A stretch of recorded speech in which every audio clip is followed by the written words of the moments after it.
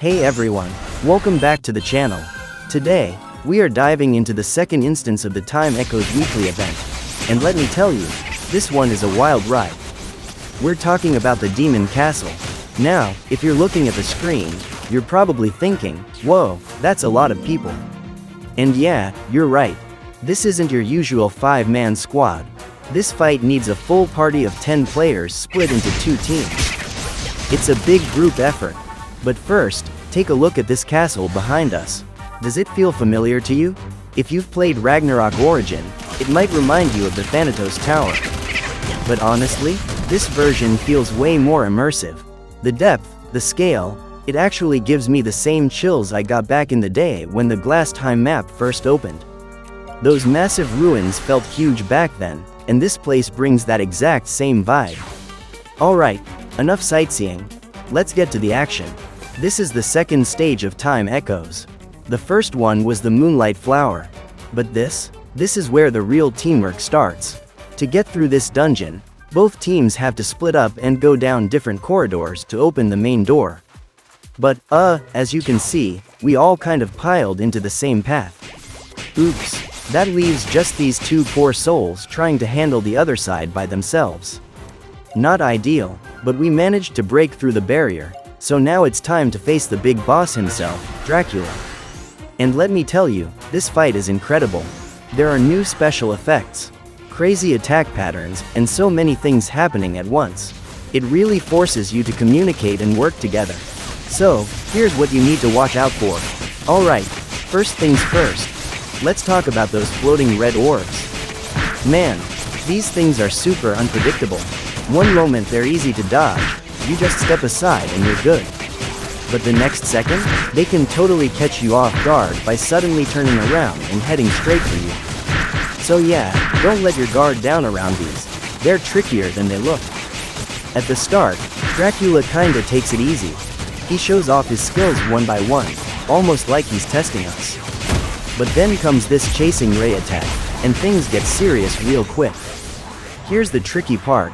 The more teammates standing close to you, the more damage that ray deals. So if you're all clumped together, yeah, you're gonna feel it. Pro tip here, just run away from Dracula. Spread out and give each other some space. That way, it's way easier to see which direction each person's ray is going, and you can avoid overlapping attacks. Next up, summoning circles. See those arrows on the ground? They're basically a signal that you need 2 players to stand on them to break the circle. And trust me, you want to break them fast. Before you even realize it, you're completely trapped with nowhere to run. And then, here come those floating red orbs again. But this time, they show up in a slightly different way. Now, remember getting hit by one of these? You might survive, but multiple ones? Yeah, that's definitely a one-way ticket back to spawn.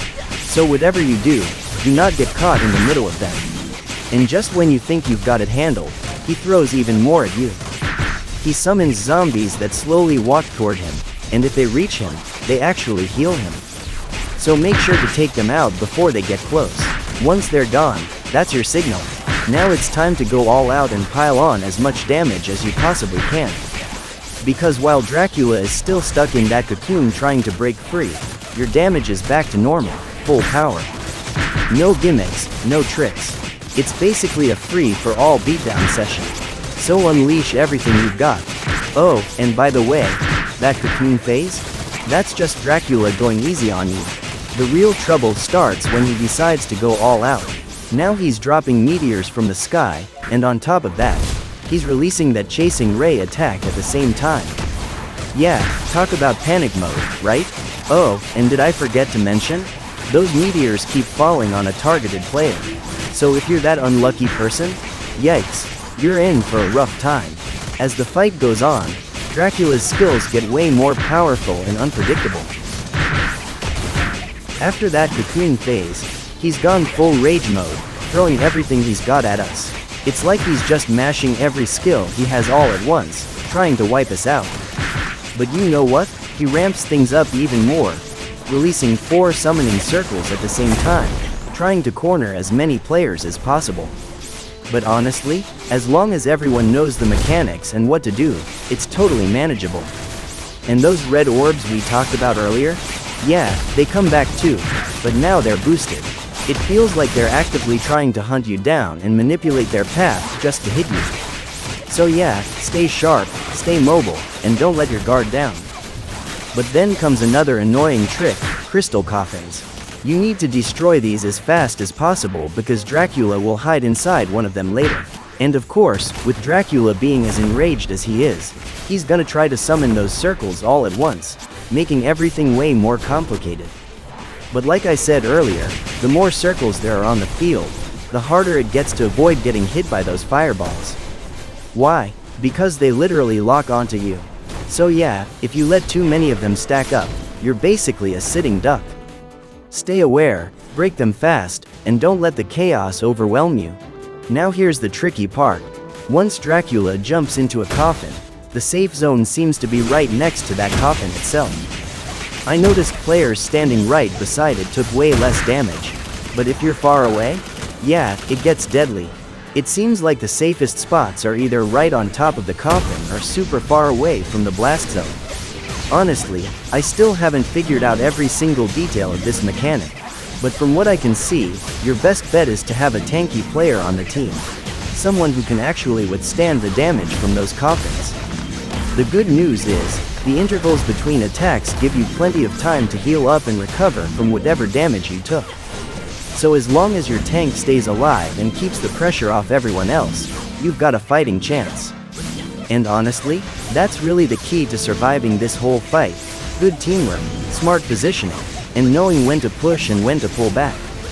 Keep at it, learn from each run, and eventually this crazy castle will fall. And with this last resort from Dracula, honestly, it's pretty easy to dodge everything he throws at us from this point on. It's like he's in his final moments, just trying his hardest to stay alive, but you can tell he's running out of steam. He's giving it everything he's got, but it's just not enough anymore.